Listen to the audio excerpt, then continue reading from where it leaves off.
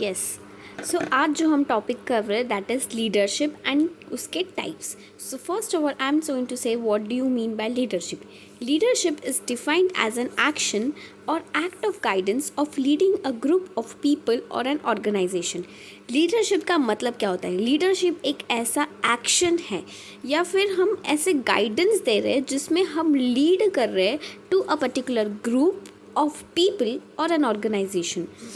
जब हम किसी ग्रुप को लीड कर रहे होते हैं तो या फिर किसी ऑर्गेनाइजेशन में हम लीड कर रहे हैं, वो लीडरशिप होता है.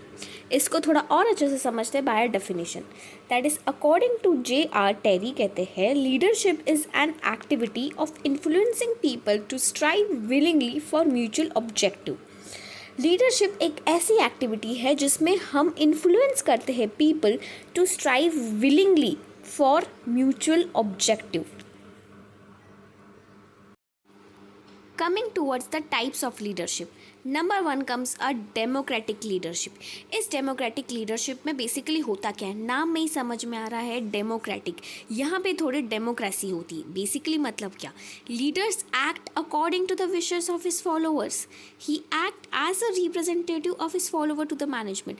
मतलब क्या होता है, यहाँ पे जो लीडर है जैसी विशेस उसके फॉलोअर्स या जो उनके इंस्पायर कर रहे हैं, बेसिकली जो भी सबऑर्डिनेट्स हैं उनकी जैसी विशेस है, लीडर्स वैसे काम करता है.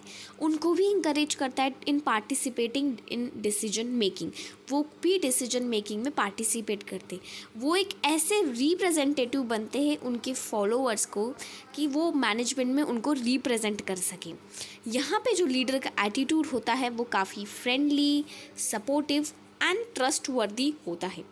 बेसिकली क्या होता है, यहाँ पे एक लीडर होता है, यहाँ पे उसके जो भी सबऑर्डिनेट्स है वो काम करते हैं.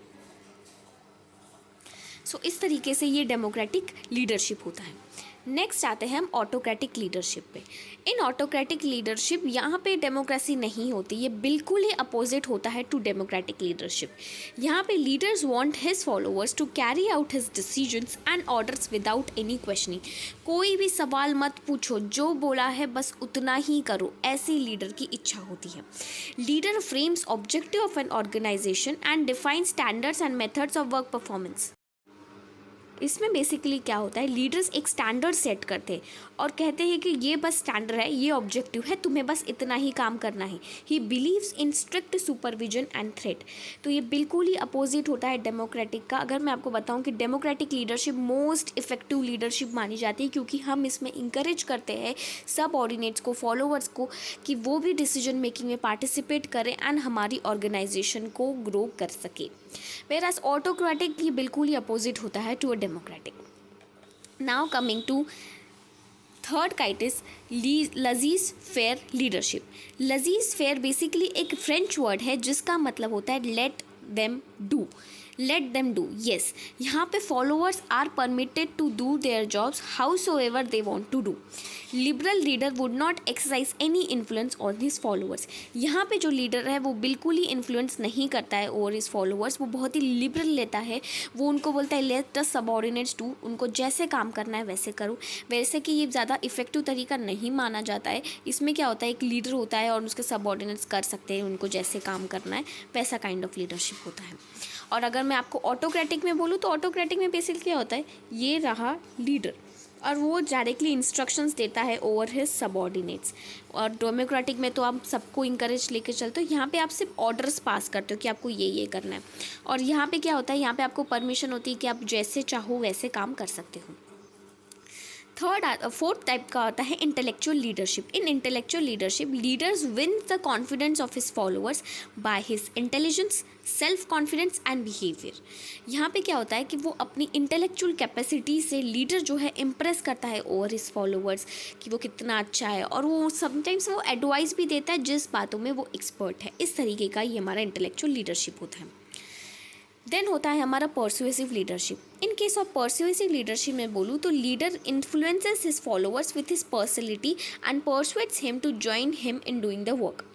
Leader gets the things done by others through speaking nice words. मतलब वो अच्छी अच्छी बातें करा के अपने सबऑर्डिनेट से काम करवा लेता है. वो लोगों को परस्यू करता है उसकी पर्सनैलिटी से और उनको परस्यूट करता है कि वो काम करे. अच्छी अच्छी बातें बोल के वो लोगों से काम निकालवा लेता है. फिर जो नेक्स्ट आते हैं वो है institutional leadership. In case of institutional leadership में बोलूँ तो leader exercises his power over his follower because of his position. Yes my dear friends, because of his position held in an organisation hierarchy. वो उसकी position का फ़ायदा उठा के अपने सब ऑर्डिनेट्स को, बेसिकली उनके जो जूनियर्स है, उनसे काम करवाता है। फिर आते हैं हमारे क्रिएटिव लीडर। क्रिएटिव लीडर एक ऐसे होते हैं जो इंकरेज करते हैं इस फॉलोअर्स को to suggest new ideas, thoughts and ways. Leaders put forward his ideas, वो उनके आइडियाज़ को भी पुट फॉरवर्ड करते हैं, वो इंकरेज करती है कि तुम भी अच्छे आइडियाज़ दो, नए थॉट्स दो, कि इसी काम को कितने बेहतर तरीके से हम कर सकते। वो होते हैं क्रिएटिव लीडर। तो अगर मैं आपको फिर से बताऊं, so there is a democratic leadership, autocratic leadership, then there is a laissez faire leadership, intellectual leadership, persuasive leadership, and there is an institutional leadership and creative leaders. This all are types of leadership.